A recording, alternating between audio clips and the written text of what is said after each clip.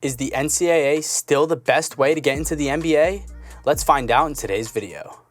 Many of the top NCAA men's basketball programs are focused on developing their players for the next level, but this is not always the case for today's elite future NBA prospects.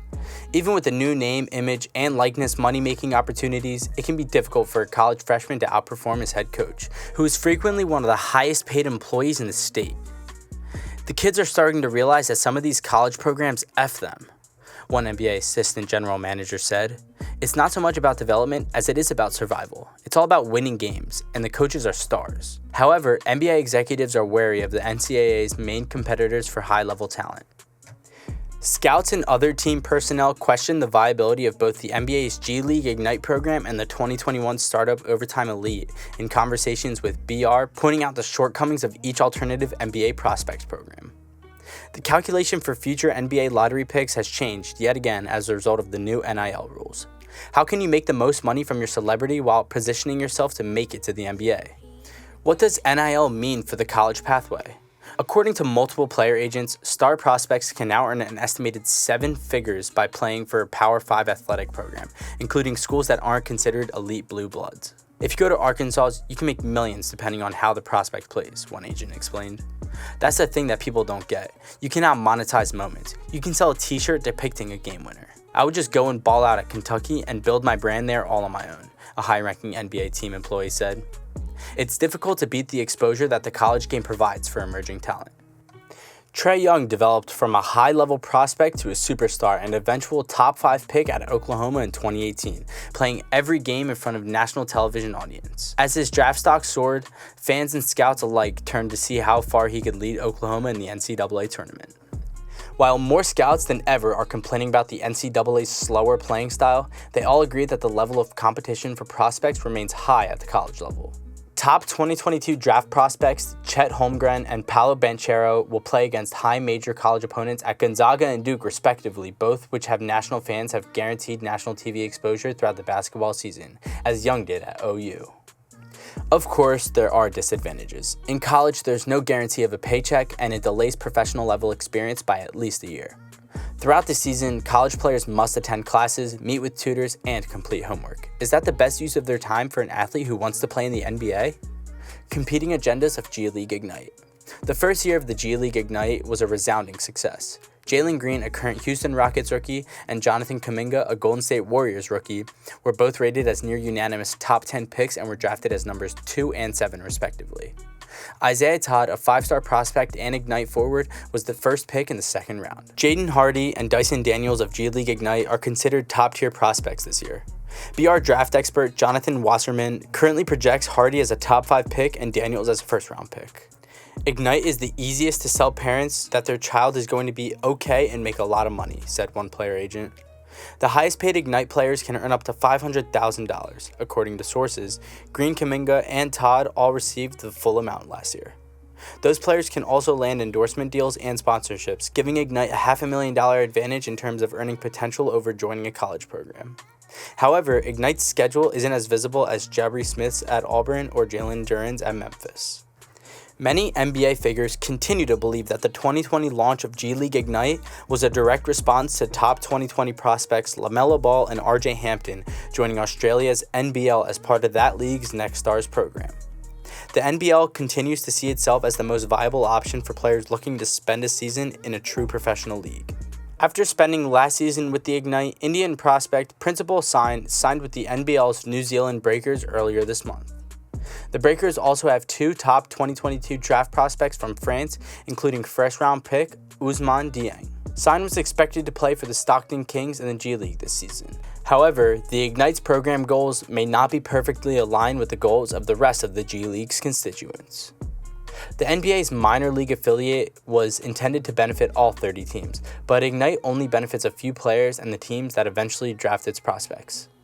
The inclusion of Ignite to the overall G League schedule has caused some consternation among team personnel. On paper, the salary disparity is quite startling, and it's raised concerns among NBA executives and how the league sends its money. Not only can Ignite prospect players earn up to $500,000, but veteran Ignite teammates like Costa Kufas and Amir Johnson can earn 4 times the standard G League salary of $37,000. Ignite has the ability to sign veteran players whose rights are technically held by other G League teams.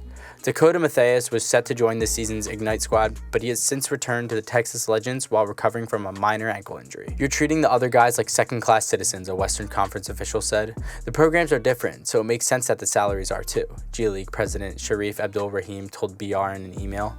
Newcomer on the block. Ignite and Overtime Elite have no formal relationship, and neither appears to regard the other as a competitor. OTE, a spin-off of the content and e-merchandise company Overtime, debuted in September as an Atlanta-based startup team. The leadership of the team has targeted high school juniors and seniors who could theoretically join Ignite as 18 or 19-year-olds before entering the draft. Players can earn a minimum salary of $100,000 and are eligible for a $100,000 scholarship if they decide to attend college. They also receive an accredited high school diploma and overtime equity. NBA scouts recently descended on OTE's Atlanta campus for an October 23rd pro day, and most were impressed with the program's basketball operations staff, led by former NBA executive Brandon Williams and former UConn head coach Kevin Ollie. Scouts were also impressed by OTE's academic program and well-defined schedule. "I think they're better run than the NCAA and the Ignite program," said one assistant general manager. Several scouts have told BR that they will travel to assess OTE's players in the same way that they would for any other grassroots AAU program or summer event. Nonetheless, there's a healthy dose of skepticism about the caliber of Overtime Elite's competition. The schedule is mostly made up of prep schools from across the country. They're going against 19 and 20-year-olds trying to get to JUCO, one team analytics staffer explained. "From a scouting standpoint, it'll be really interesting to see how you evaluate these kids when they're up against low major talent. And it's not like there are grown men in the G League." Scouts also left October event with questions about OTE's own talent pool, despite the fact that the program is geared towards high school juniors and seniors. The majority of the program's current players, according to team personnel contracted by BR, are not legitimate NBA prospects. Only Gene Montero, a Dominican point guard, is regarded to having first-round NBA draft potential in 2022. Despite concerns about their shooting range, twins Asar and Amen Thompson, both 6'6" combo guards, could emerge as top 2023 prospects. Jalen Lewis, ESPN's number 2 ranked player in the class of 2023, made headlines when he signed with Overtime Elite, but he's not draft eligible until 2024. There are also concerns about OTE's long-term viability and the chicken and egg conundrum. The ultimate success of OTE appears to be contingent on the quality of its players, but the quality of players OTE can attract appears to be contingent on the platform's success. The wallets of investors have spoken. Overtime has raised more than $80 million in funding from notable investors, including NBA players. OTE has already signed large deals with Gatorade and State Farm for branding opportunities across their massive social channels, leveraging their 50 million person audience that generates 1.7 billion views per month. "If you are a brand and you want to reach young people, we know how to reach young people," Overtime CEO Zach Weiner told BR. OTE intends to create licensing and merchandising opportunities for its players, such as Topps trading cards, which Weiner believes will increase in value as players progress to the NBA. According to industry sources, OTE's current programming interest in streaming live sports will help it find a broadcast partner for its games in the long run. "The media rights are quickly going to become extremely valuable to legacy networks and to tech players that have entered the sports space," Weiner predicted. "But how profitable will rights deals and other potential revenue streams be if OTE is unable to consistently attract legitimate NBA talent?"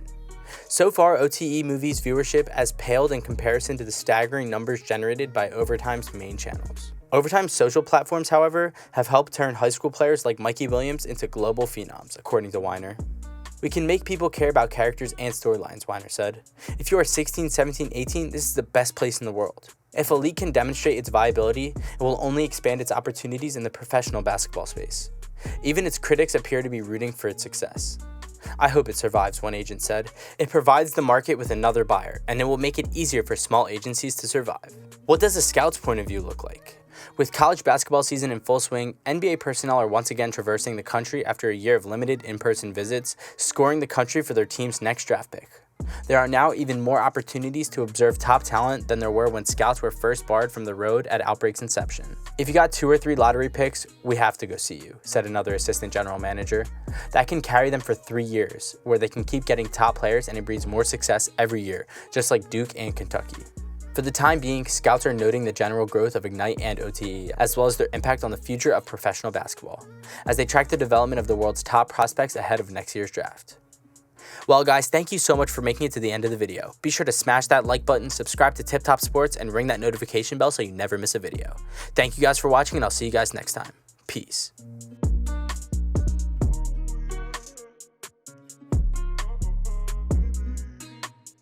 you.